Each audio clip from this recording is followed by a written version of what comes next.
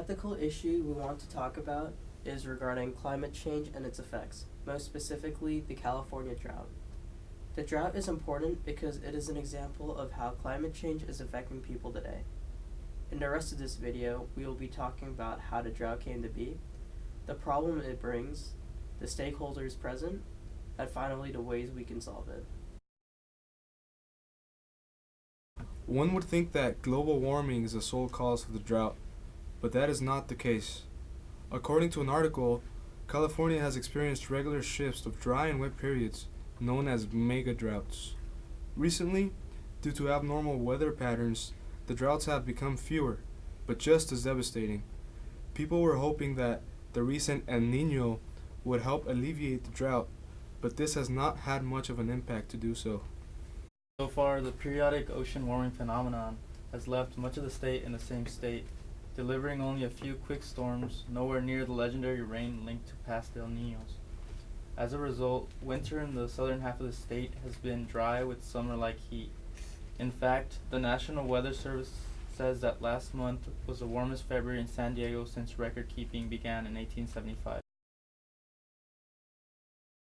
We follow about 50% of our ground this year, so that automatic cut 50% of our crew. I feel bad about it because I had guys working for me for the last 10, 15 years, and we had to let them go because there's no work, you know. Scientist Greg Asner says his team has made a startling discovery. 888 million trees in California's forests have seen measurable water loss since the drought began. So you're basically saying the drought has impacted nearly 1 billion trees in California. That's correct. In the U.S., Central Valley farms produce up to half of our fruits, nuts, and vegetables, some almost exclusively. It produces 70% of America's greens, and some crops like almonds, artichokes, olives, pistachios, pomegranates, raisins, and walnuts aren't grown anywhere else in the U.S. Unfortunately, feeding the whole country and a lot of the world leaves the state high and dry. It takes a lot of water to make some of the most popular foods. According to one study published in Hydrology and Earth System Sciences, one walnut takes 5 gallons of water to grow, one head of broccoli takes nearly 5.5 gallons, a single strawberry uses half a gallon of water to grow. According to the EPA, it could take 1,800 gallons of water for a single pound of beef. To address this problem, Mendel started WaterFX. The company has built a small, solar-powered desalination plant.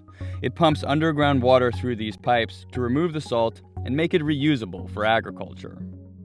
When the sun rises, we have basically a giant mirror that concentrates the energy from the sun. So just like a magnifying glass, we concentrate the energy, we generate heat, and we use the heat to evaporate fresh water. So the dirty water comes in, it contacts the steam that we generate from the solar energy, and we distill off fresh water, leaving all of the salt behind.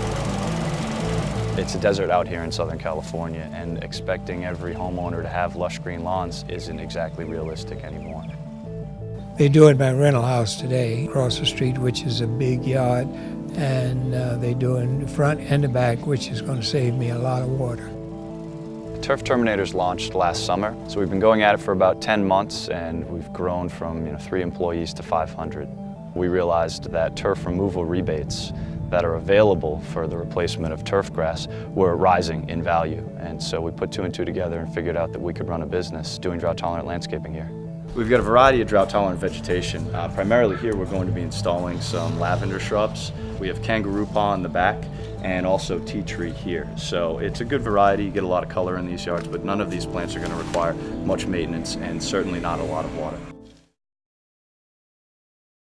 So in conclusion, while California's weather is the reason why the drought exists, global warming and climate change only serves to make the problem worse. Because of the numerous stakeholders involved, the California drought is an important ethical issue that needs to be confronted.